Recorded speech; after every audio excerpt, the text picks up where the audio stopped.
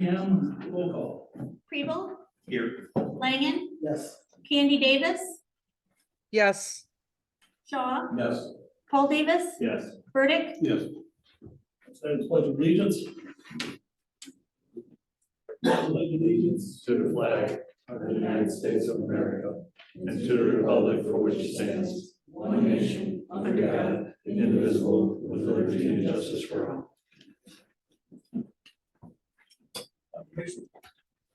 Appropriate meeting notice.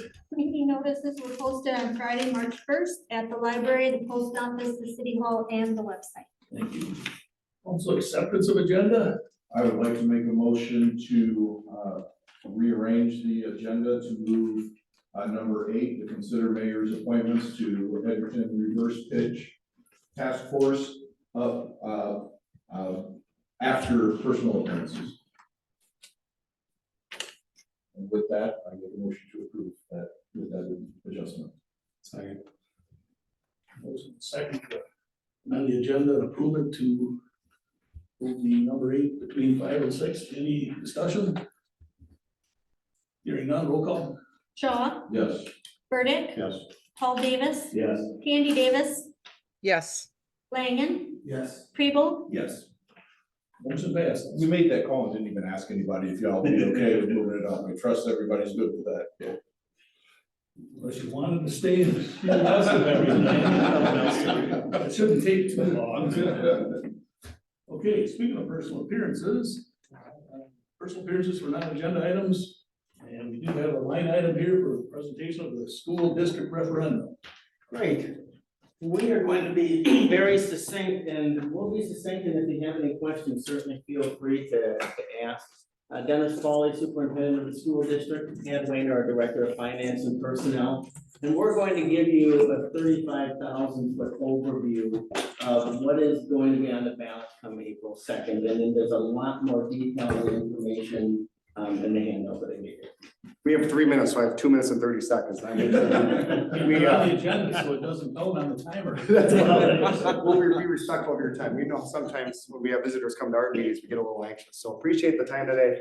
As the largest employer of the city of Edgerton, we take this responsibility very seriously. We're just trying to get the word out in regards to why this referendum is in motion with our schools. So I'm going to give a brief overview of revenues, similar, I'm sure, to your world. You know, the state caps what our revenue can become. In K-12 education, that is called a per pupil revenue limit. So every student you have, there's a cap that's established for you. The only way that you can exceed that cap is to ask for the community's permission to do so. So it's that local control. So what this is representing up here, you're probably seeing in the media, there's over 100 school districts that are seeking an operational referendum across the state of Wisconsin. There's 421 school districts in the state. The reason for it is since 2011, the whole notion of the revenue limit, when it began, it was all about getting a per student increase at the rate of CPI, Consumer Price Index, what that was established year to year. That has not been the story over the last decade plus, which creates this area of vulnerability to close that gap. This has accelerated referendums across the state. The bottom half, what we're demonstrating here is what is every school district that borders Edgerton, what is their per pupil revenue limit? So you can see the high is Cambridge School District at just over 14, well, just under 15,000. And Edgerton, we're the lowest of just over 11,000. You may ask yourself, well, how can this be? Again, the only way that a school district can increase that per pupil revenue limit is if they go to their community and get that permission to do so. So all these school districts that border Edgerton have just done that more frequently. That's essentially the outcome that's established here.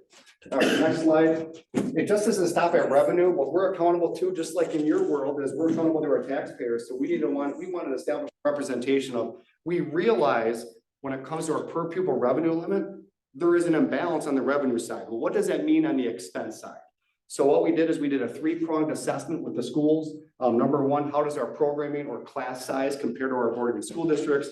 Number 2 is competitive compensation. Again, with the largest employer in town, we need to be really mindful of how we're spreading our resources, and we do a market analysis to establish that. And number 3 is a building budget and maintenance assessment. The biggest area of concern that we have is competitive compensation. Shouldn't be surprising because 80% of our operational budget is people. We're a people business. So kids that are the teachers that are in front of kids, support staff, whatnot, 80% of them is the great work that they do.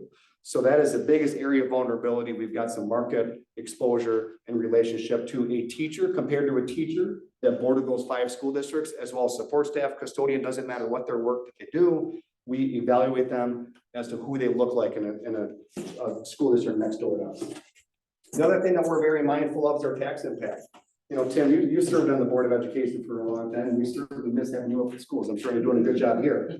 But we have to make sure that whatever we're doing as far as our outcomes are palatable to the taxpayer. We've got to manage that effectively. And we believe that we've done such to be, you know, the goal in school finance is if you can keep your mill rate under $1, you're likely to have success. So our outcome if this referendum is successful, it's $68 or 68 cents per 100,000 of value. We're in a decent position there. Obviously, no tax impact is a great impact, but at the end of the day, it's just not how it works. And I know all of you folks understand that.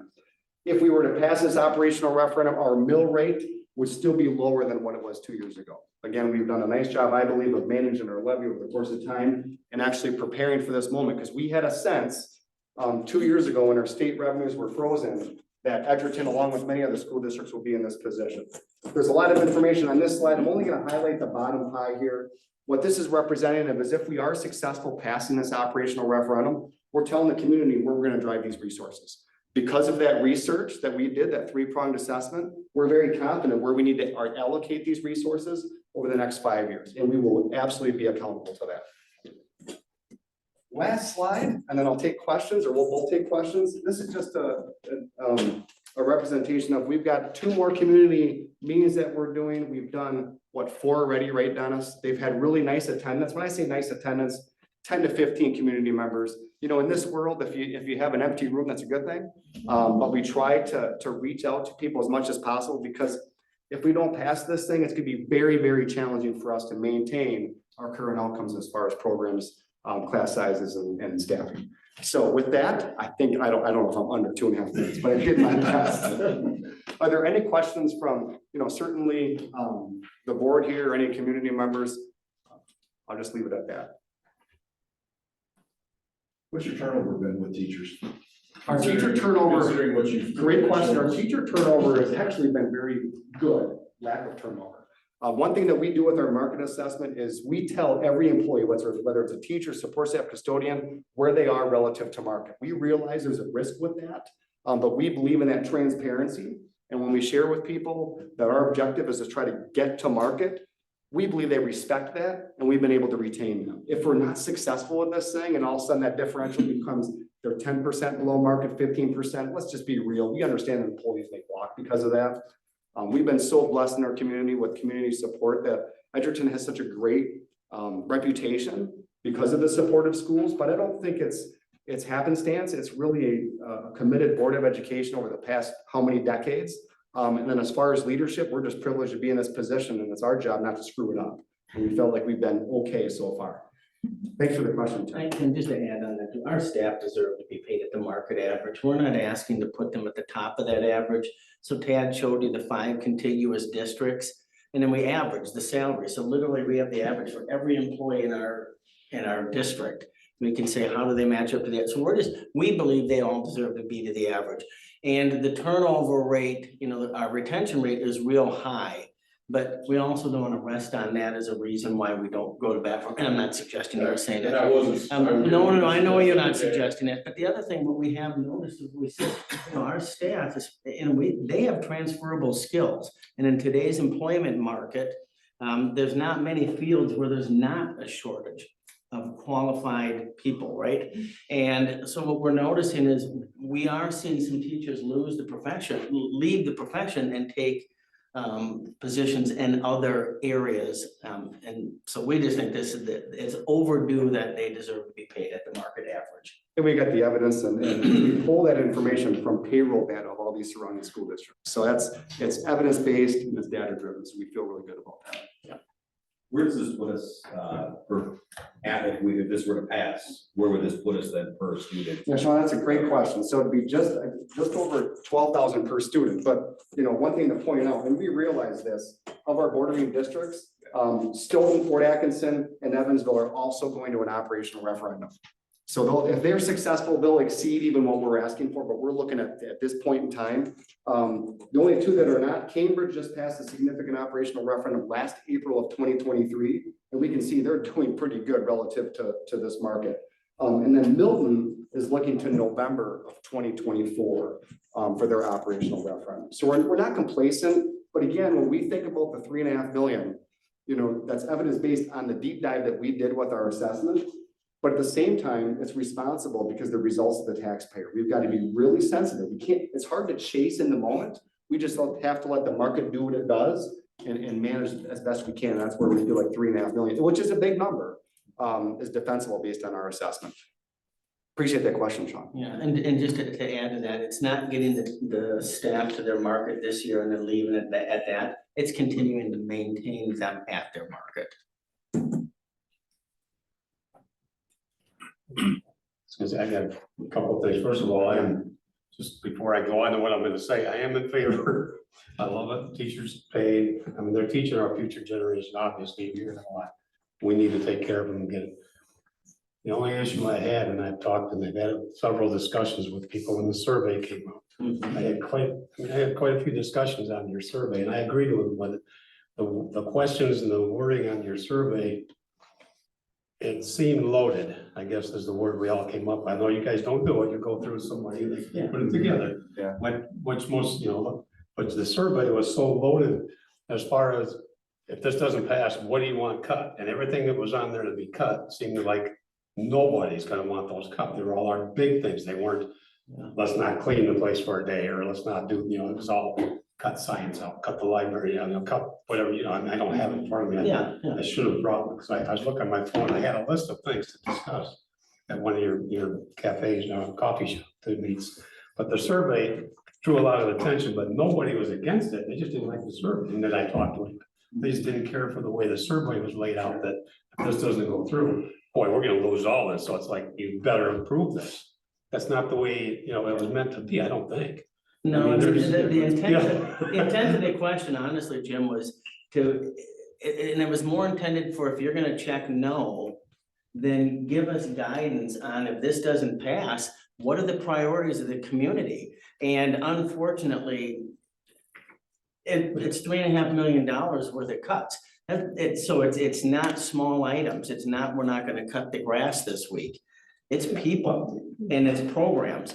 And so we just wanted to you know, weigh in, and we hope we don't have to use that data at all, but the intent was really, if we do have to look at making the cuts, we can look right to that survey and say, what is the community prioritizing? We might have different priorities, but we represent the community.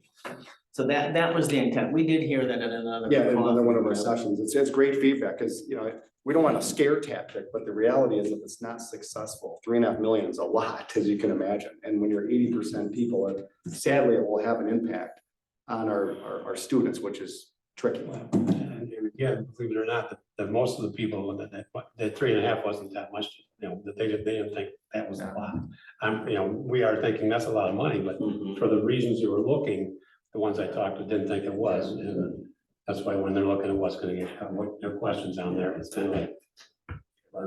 We use the survey too, that guides us into what is the community's threshold for what the dollar amount should be too.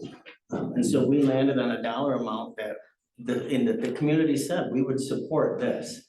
But we don't, you know, we would support this, and we were pretty confident when we picked that dollar amount. We don't try to go for extra, thinking, well, you know, if we do a real good job promoting it and getting the word out, then we can get more than what the community is telling us. We've always followed that survey data and had very good success. Because it really is like a pre-referendum. It gives, if you follow the data, it's a real good indicator of the community's support and their threshold for you know, at a tax level. And appreciate that feedback, Jim, because we heard that one of our sessions too. Is that data shared, the survey? Yeah, we got it online. The presentation that was delivered by we hire a consultant, like I'm sure you guys do from time to time, that has a professional scope when it comes to this stuff. So we've got that on our website, our referendum page website.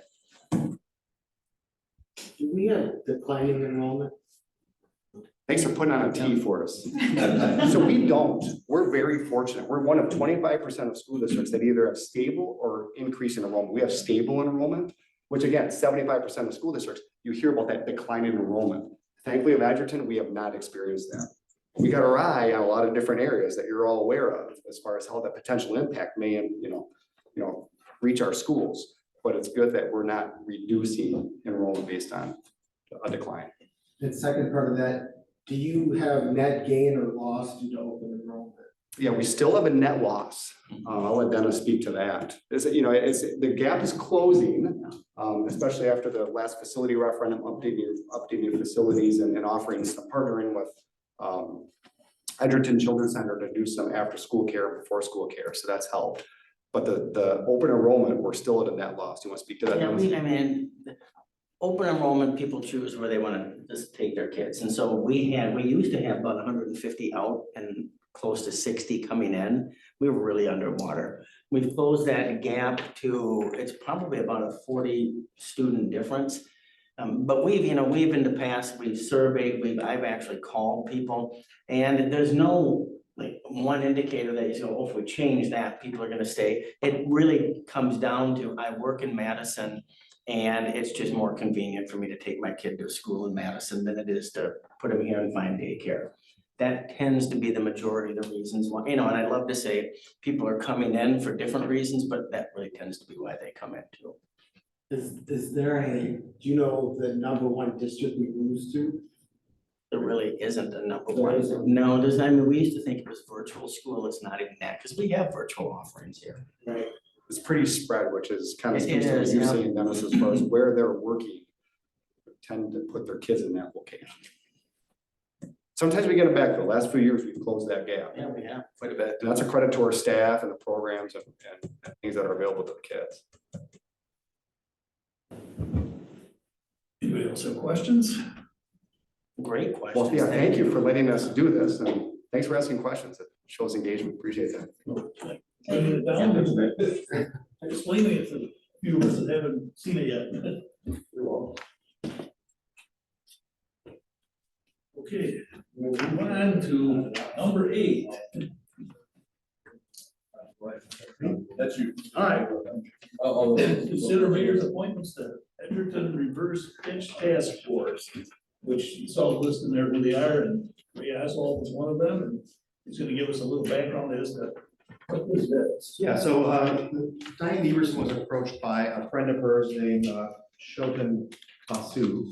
He's a professor at UW Whitewater. He's had experience in working within other communities to try to increase the vibrancy of the business community. So that engaged several conversations, and the ultimate goal of that was to say, let's create a group that creates an environment that could attract a new business or a couple new businesses to town. And in doing so, we would need a space for them.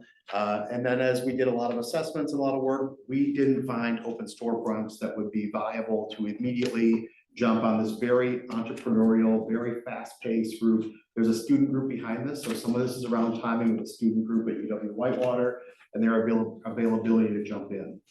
As a committee, we didn't want to have this opportunity lost on the city because of fast timing that we couldn't control. So we talked with Shotan and said, we have a very concerned group. We'd like to try to eliminate some of these ghost doors that are out there. And we still think there are businesses that would appreciate the opportunity for new ideas and ways to improve and be, as a result of that, better citizens of the community. So the idea of the reverse pitch came up, and this is the document I've shared with you.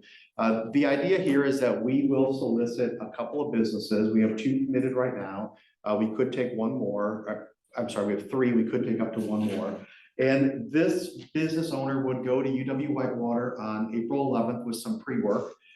Several student groups will get together and they're going to crunch ideas for the better part of 48 to 72 hours. So if I were running a business, so for example, Edgerton Outreach operates Feels Like Home. It's a retail storefront. It has lots of kind of home good decor, rustic things, but we feel like we could sell more product. And so we're saying, we'd love this opportunity. We want to hear ideas, invite the students to come out here, and they might say, we've got 4 different ideas, and as a business owner, it's up to you to implement those or not. So we have commitments from Feels Like Home. Diane Everson has committed the Anderson Reporter. And then there's a couple other outliers that we're still talking to. We are seeking kind of the blessing of the city and to be a task force for a limited amount of time to just go forward and hopefully knock down any barriers that we have out there to bring some energy and excitement to this. We've detailed in the document, I gave you a list of expectations from the business owners that they need to go to Whitewater, they need to participate. This is a free program for them, by the way, so they're getting free consulting and idea generation with the side note that we wanted to pay for pizza for the kids because the kids got to eat some food, you know, for this for a few days. With that, we will have the business owners tell us about their feedback up to the event, the ideas they received, what they implemented, what they didn't, and then we'll come back to them maybe a couple of months later to say, how did this work? Did this change your business? Did it give you more attention? Are you being a more successful business member? That's a little bit of a stall tactic because we hope that by the fall, when the students are back in, we can have a run at this true city pitch contest where we could bring a business into a community storefront. As of right now, we don't have a storefront that's available. We're hoping that with the committee, with positive momentum, with support of the city and other service organizations, we may inspire or compel some people to say, yeah, I'll participate in that and create that environment. That's not a given, we understand that, but we feel like this is an opportunity to grow the business, show our support for the community. We will involve other groups like the chamber and ideally Visit Edgerton, but we just had to get this moving quickly. So this was a group of concerned citizens that are listed out here, people that are happy to connect with others and bring this about. So what I'm asking for is a task. We don't want to be a standing committee. We don't want these to be full-time jobs. The differentiation is we are not going into the businesses to do this work for them. We're trying to create a pool of resources and a structure that can help the businesses get new ideas. And it's up to them to run their business and proceed with that how they feel is best fit. Questions I can answer? I have a question. Does a task force operate differently than a city committee? We wouldn't anticipate that we'd be putting notices out for their meetings, because this is a group of private citizens. So They're not formed by us, they're not subject to the city. Now, we place. Are we, we're appointing people for this? That's what we're questioning. That was why when I read this, I was just skeptical and questioning it. What is it we're doing? It is a task force different than a committee? Are their meetings public?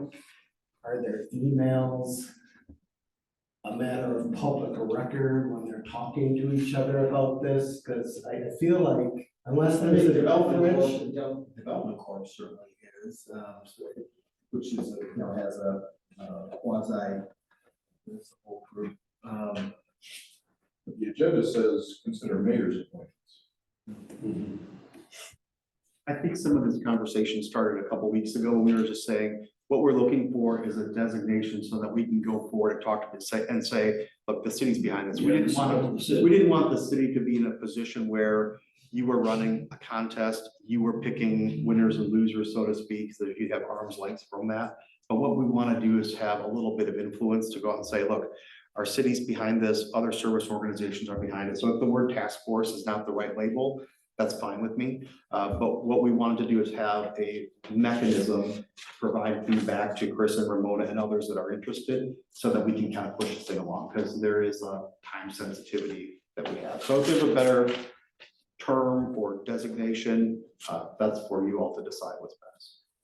Recognizing this committee that will do this project and we're behind it. I don't know what we're about appointing someone, you mean? I mean, if you have someone on it, as a liaison, we're not forming it. They certainly are only a conduit. I think that it does, but that's, you raise a good question as to whether or not any of their correspondence would then become public if we are involved. If it becomes a public body, then you're Well, clearly, subject it's to a open public records and body. open meetings, so I think what he's asking, or what Casey's asking is a legitimate question. And I think they're outside the purview of an organized group formed by the city itself.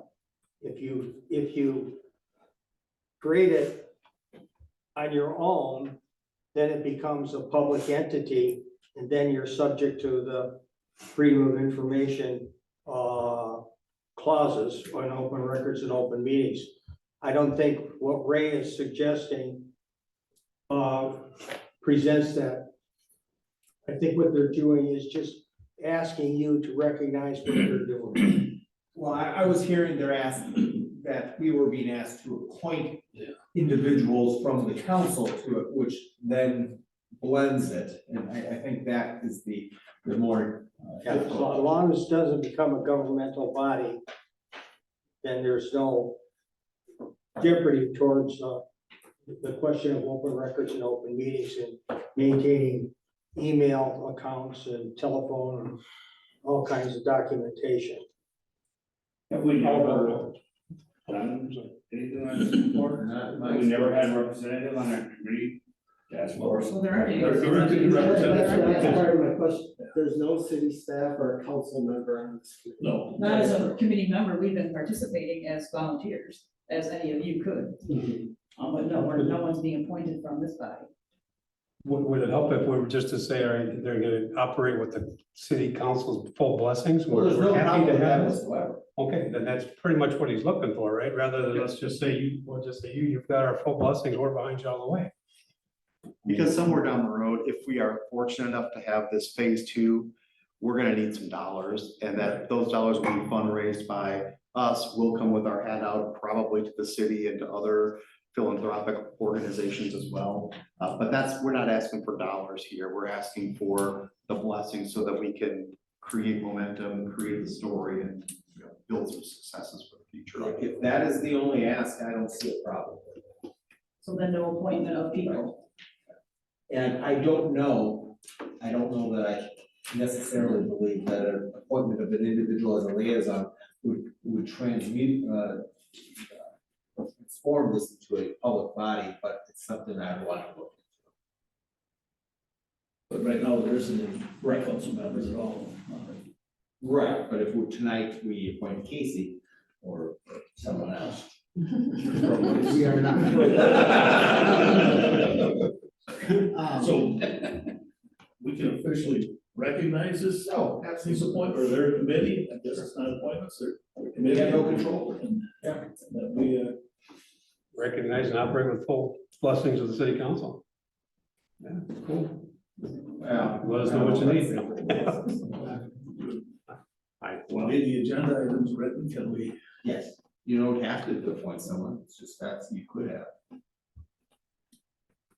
How come, this seems to me like a function of the Chamber of Commerce. How come the Chamber of Commerce isn't doing this?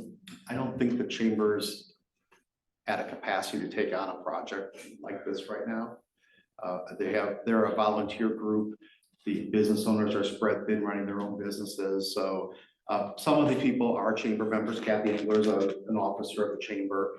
But this is strictly a group of volunteers that is seeing a need and trying to jump on it. Fueled really by the personal relationship of Diane Everson and Showtime. He approached her and said, hey, I've got something, and the reason I want to bring it to you, Diane, is people in Edgerton tend to jump and get things done. He's taken this to Whitewater and used us against Whitewater to say, hey, I went to Edgerton because they're gonna do something. Citizens will get together and make it happen. Whitewater is always too slow. Then Whitewater ponied up $160,000 to support this product to bring multiple businesses in, so. Good for them. It worked. Yeah, that worked. That wasn't the driver of this. This is just a good idea. It's good energy, trying to help some businesses because we're not the vibrant downtown that we should be with all the other resources we have. So I agree, if the chamber had the energy, this would be a typical kind of chamber event. I just don't think that that's in the cards for them right now. And Casey, I'm looking at our notes now, so I have a better idea.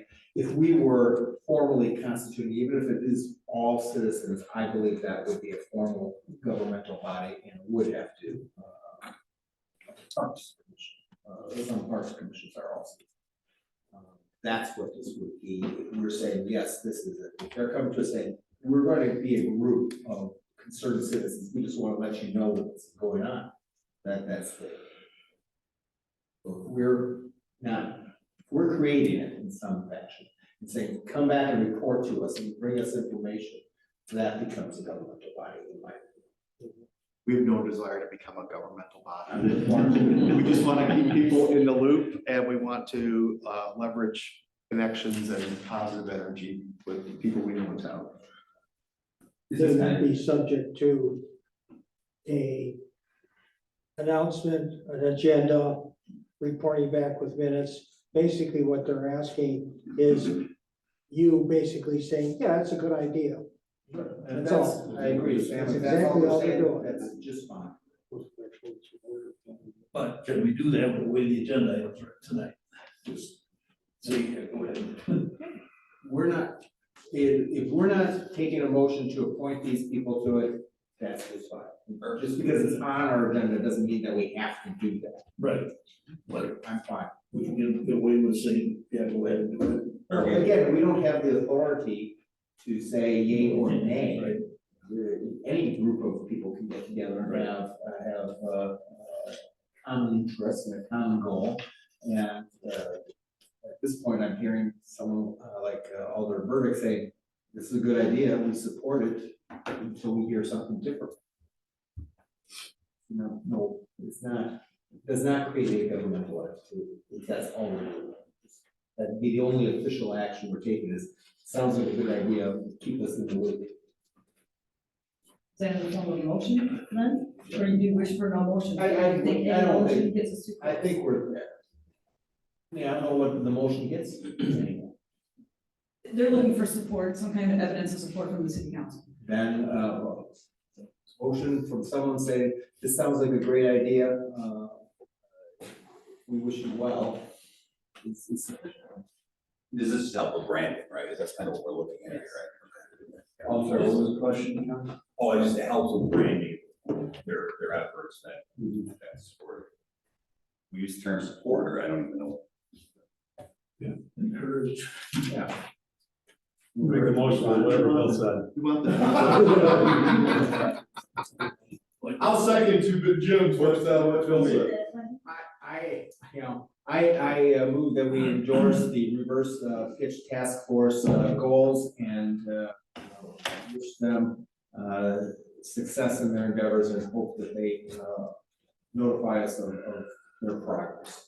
Can I just put that they make a motion to endorse the Edgerton Reverse That's, Pitch Task Force? there you go. Period. Endorse, I don't like, endorse, support, Encourage, or support, okay. endorse, it seems to constitute. Okay. So there's a motion to support the Edgerton Reverse Pitch Task Force. Is that good enough? That works for me. Who wants to make that motion? Tim Burdick did? and Tim seconded, but my question is, the way this agenda item is written, we can do that. I Okay. for it. Okay. Okay, any further discussion? Everybody's got an idea what they're looking for, and how we're gonna encourage them to do so. Roll call. Burdick, Yes. Shaw, Yes. Paul Davis, Yes. Candy Davis, Yes. Langen, Yes. Preble, Yes. Motion passes, thank you, we will be in touch. Forward to keeping you updated on our progress. Thanks, Rick. Thank you. Sounds good. Okay, next item is the minutes from February 19th. I'll second. Motion and second to approve the minutes from February 19th. Any corrections or additions? Can I second them? Since I just realized if I said that, I wasn't here. I mean, look right. Okay, all right. Knows how much we do that. I mean, we can say, Sean. Actually, sometimes I do think that way. I wasn't at that meeting, so I don't know. That's crossed my mind. Anyone else? Roll call. Paul Davis, Yes. Kribel, Yes. Langen, Yes. Candy Davis, yes, Yes. Shaw, Burdick, Yes. Motion passes. Committee reports, finance, Tim. Finance met this evening at 6:47. I'll make a motion to approve bills and payroll in the amount of $172,785.14. I'll second. Motion second to pay the bills. Any questions on the bills? Hearing none, roll call. Shaw, Yes. Kribel, Yes. Langen, Yes. Candy Davis, yes, Paul Davis, Yes. Burdick, Yes. Motion passes. I'll make a motion to approve the public event packet for concerts in the park. I'll second. Motion second to approve the event packet for concerts in the park. Any discussion? Hearing none, roll call. Shaw, Yes. Kribel, Yes. Langen, Yes. Candy Davis, yes, Paul Davis, Yes. Burdick, Yes. Motion passes. I'll make a motion to introduce and approve the first reading of City of Edgerton Ordinance 24-02, amend chapter 167, alcohol beverages, section 167-10D, general provisions in the Code of Ordinances, City of Edgerton.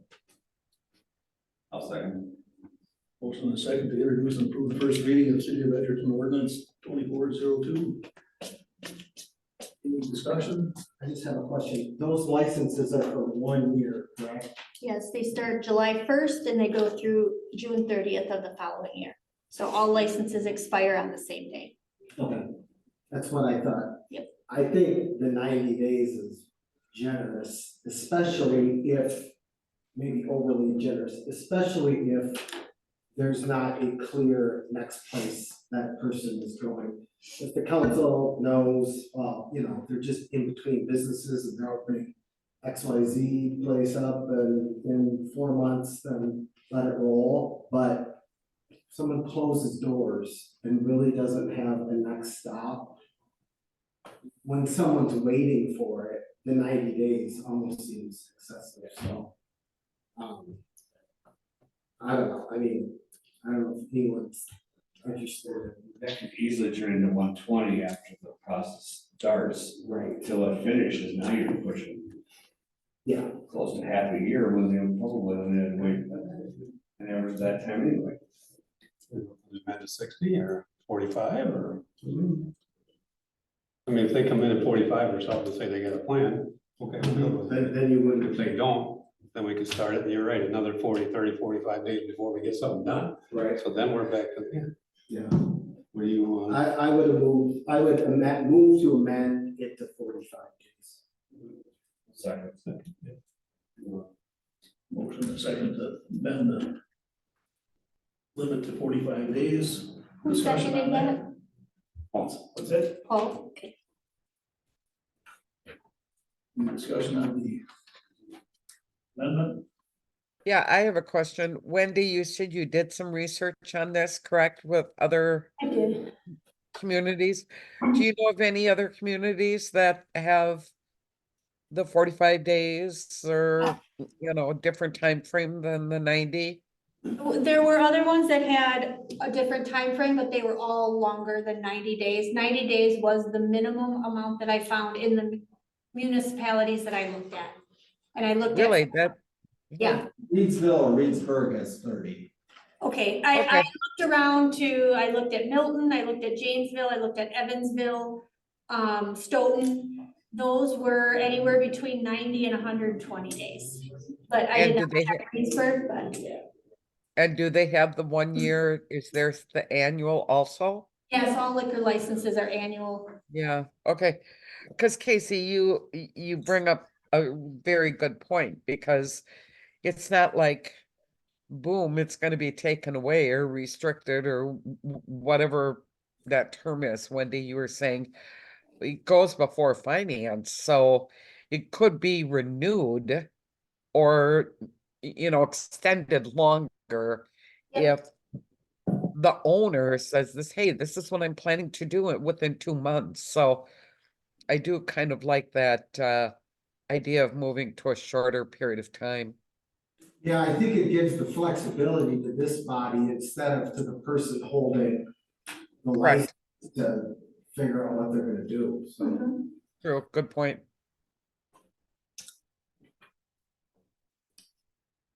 More discussion on 45 days. Roll call on the amendment. Langen, Yes. Paul Davis, Yes. Burdick, Yes. Shaw, Yes. Candy Davis, Yes, Kribel, Yes. That amendment passes. The original motion. Any discussion on that? what, I missed that, Chris. What did you say? Are we voting on the original? Right, with the 45 days in it. So explain to me what we're getting ready to vote on. You're getting ready to vote on the amendment as you presented with the change to 45 days from 90. As long as it's changed to 45 days, okay, thank you.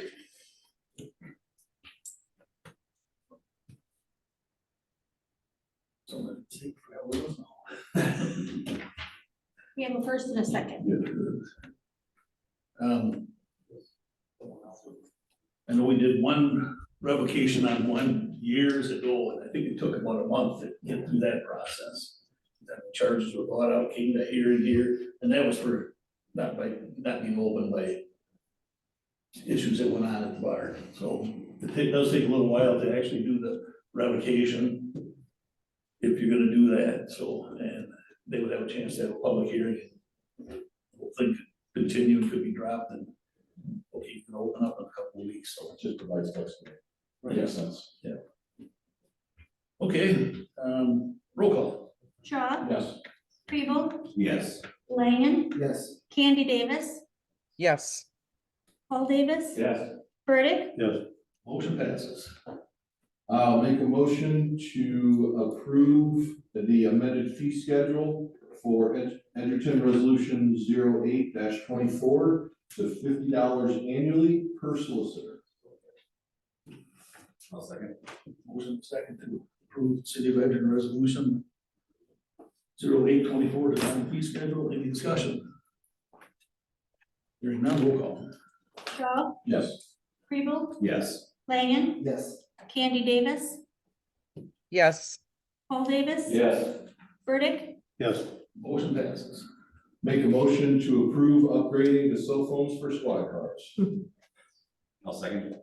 Motion second to upgrade the cell phones. Any discussion? Hearing none, roll call. Shaw, Yes. Kribel, Yes. Langen, Yes. Candy Davis, yes, Paul Davis, Yes. Burdick, Yes. Motion passes. Make a motion to approve the lowest responsible bid of $44,300 to Rooster Roofing, funded by capital surplus for the library roof. I'll second. Motion second to approve the library roof bid. Any discussion? Hearing none, roll call. Shaw, Yes. Kribel, Yes. Langen, Yes. Candy Davis, yes, Paul Davis, Yes. Burdick, Yes. Motion passes. That's all for finance. Thank you. Fire district. okay, I have, Chief is not there in the audience, is he? I believe he's on vacation. He is not. Okay, yep, so he's on vacation. Just two very quick items. Our next board meeting is scheduled for Thursday, March 14th. And one of the takeaways I'll have after that meeting is we should know exactly which municipalities or towns are going to be interested in pursuing the information on impact fees. So we'll have more to come on that in the near future. And unless there's any questions, that's it for fire district. Can I ask a question on that quick? We, for us, we voted our motion to look into it, right? Have staff look into it. I noticed the city of Milton motion and approved to have the fire district do it.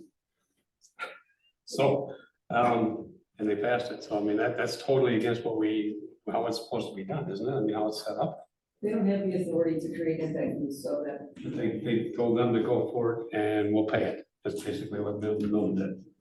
You guys do it, look into it and get it, and we'll just pay our share of the 28,000. Their motion. Well, Once we get our group together, then we can clarify that with them. Okay. All right, Yeah, so you knew, Andy, that's how Milton handled it. I didn't think they were going to, but that's how they ended up, the city did, not the town. yeah, I wonder what date that was that they did that, because at the last meeting, we did talk about those that had a discussion at their meetings. Some of the others didn't have the time yet to get it on their agendas. So we said by the next meeting, we would, everybody would have had the opportunity. But I said at that time, depending on whom, there would be some that might be interested in pursuing, and there might be some that wouldn't be.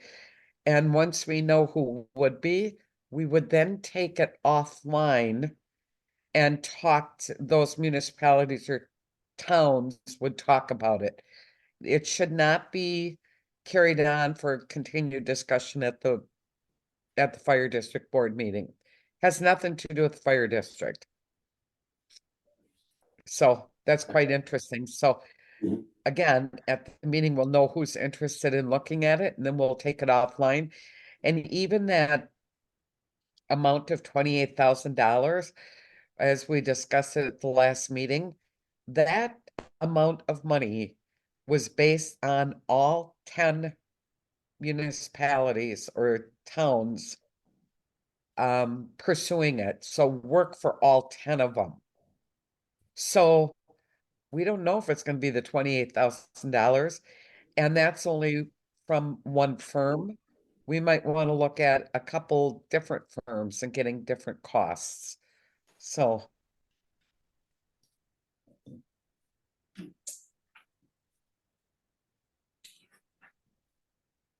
Okay. That's it. That's, they're just saying what they passed. Yeah. Interesting. Thank you, Jim. Thank you, Candy. Public Yep. Works. Oh, I was thinking Candy for. well, that's fine. She wants to public works. Okay, Public Works met last week, Tuesday. We had several issues that we did, or things that we covered up areas. One, we allowed had someone request permission to put beehives out in the southeast corner of the cemetery. And we gave them permission to do so. So if anybody sees them going up, they'll know it's legit. We did. The depot will be coming forward to the historic. The owner of the depot came in, wants to make some changes there, move the bar around, or the counter around, I should say, to where the bar was. The ranger.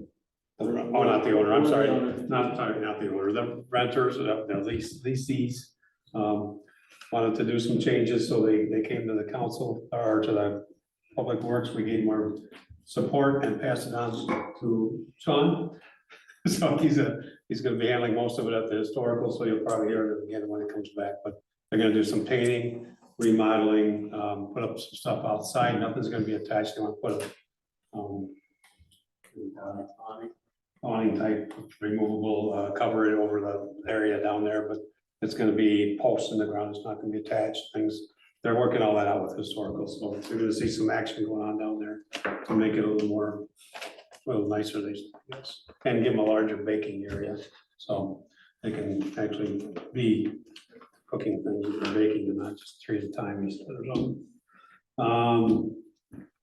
Compost site, with Howard's approval, we passed a motion to allow the collection of metal out there. They put a dumpster out there. It's gonna be inside the fence, so they can keep an eye on what comes in and turn away what they shouldn't be taking. The sidewalk bids are going out. He's got a couple different places he's looking at. Our sidewalk replacement's still gonna go with Johnson, but he's gonna look at others for the grinding and I think 3 or 4 different guys he's got for that cutting and grinding that we're looking Yes. at. That'll come up, you guys will see that later on when it comes up with numbers. Probably not, we already gave our blessing. North end of Albion was discussed, we're gonna, whatever, I don't remember what that was. Okay, well, No, the. oh, the width. Albion, yeah, that's right, 45, got 45 to 32, or 7, is that what it was? We're going, okay, that's what I couldn't figure. So that's gonna be, there's a white spot on Albion, when they reconstruct it, we're gonna go down to the same width all the way down. So it's gonna take out when you come around the corner and you got a 45 foot, you got no parking. So we're gonna try and reduce the speed a little bit and make it all one. And give guys back some terrace, some of the landowners up there will get more terrace. What else are we gonna do? Lead lateral event. Casey, you'd like to get a lead lateral event going from when we put in our last lead lateral in the city, because that's a pretty big thing. And he's offered to take the lead on it, so. We might, you guys see something on that, that's what that's all about. Oh, no. That's all I have. Anything else, Howard, that I missed? I think you got it. Pay income tax on that lands. And yeah, we don't have to pay income taxes unless that goes through the second or third or fourth, right? No, it's not gonna, yeah. You guys heard that right.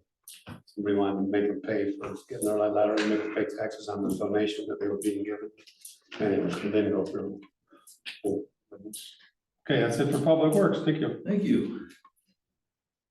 RDA. The RDA met on February 29th, but the entire meeting was in closed session, so. Now we're up to something. That's all I can say. Public safety.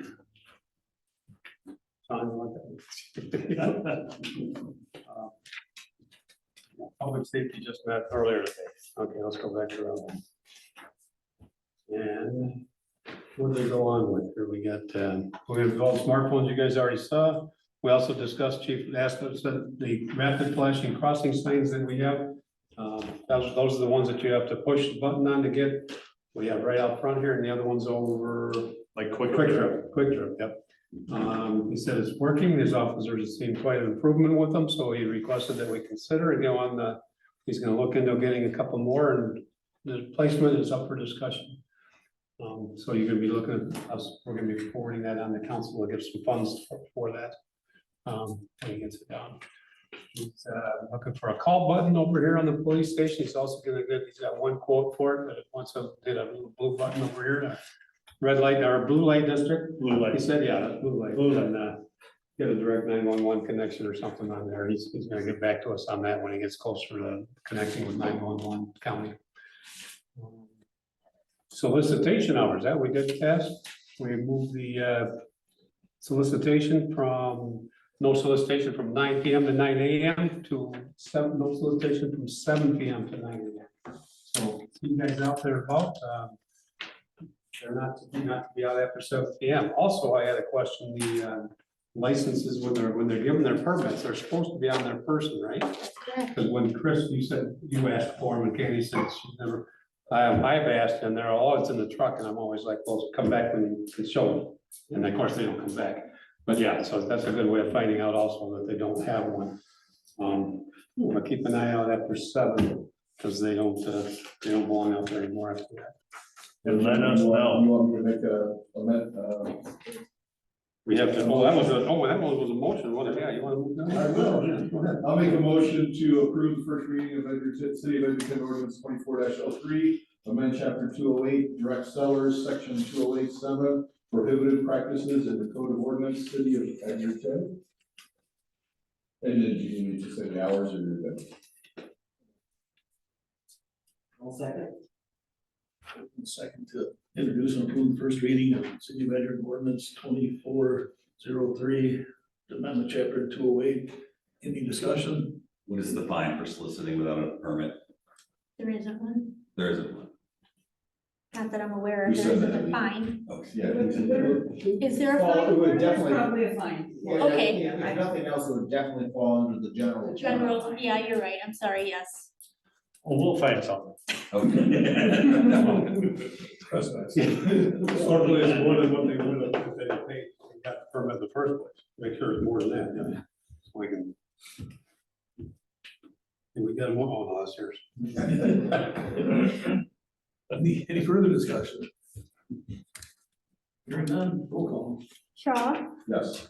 Langen, Yes. Kribel? Yes. Candy Davis? Yes, Paul Davis? Yeah. Burdick? Yes. Motion passes. Chief also brought up discussion of special events and going past the set limit time and public safety, because the chief said it's been a concern for several years. Public safety said, decided, I guess we're gonna let those special event people know that they have to cooperate this year, or next year's special event packet may get changed to earlier closing time. 'Cause he's getting a lot of complaints, and I know we all have from after midnight from some places, so be prepared to consider that later on if we don't get cooperation this year.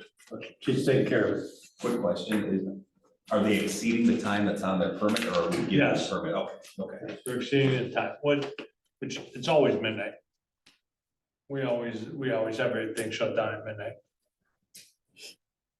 things are shut down at midnight and don't we stop selling alcohol at 11:30? Correct, we stopped selling tickets to purchase. Tickets. Okay, yep. Here we go again, that's right. I don't wanna hear the tickets versus selling them. Yep. It's only Okay. to serve after midnight, the license expires at midnight. That's right. But we also know we've had the music going later too, and Yes. that's the main issue is they kind of ignore that and apologize later, so. We looked at it. And I believe that's all we had. Anything else? Chief's looking for his accreditation he's working on. I should have said that.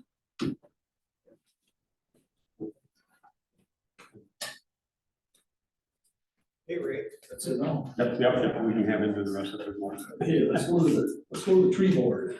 So I'm gonna start it because I was supposed to be here, but at work, we got sheltered in place and I wasn't able to get here by 5:30 because of the tornado.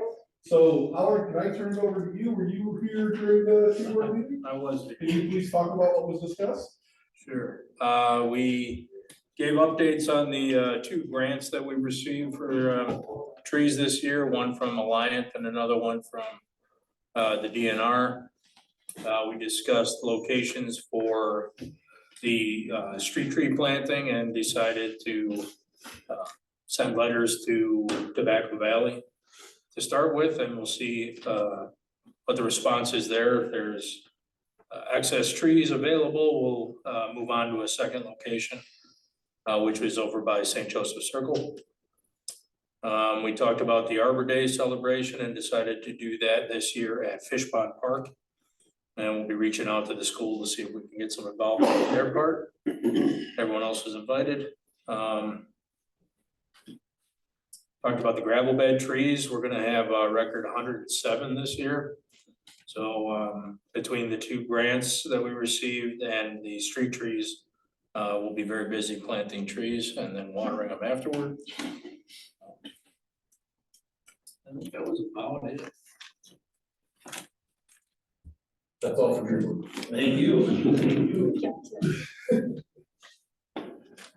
Mayor, all the person and staff reports. I have nothing. If anybody else has anything.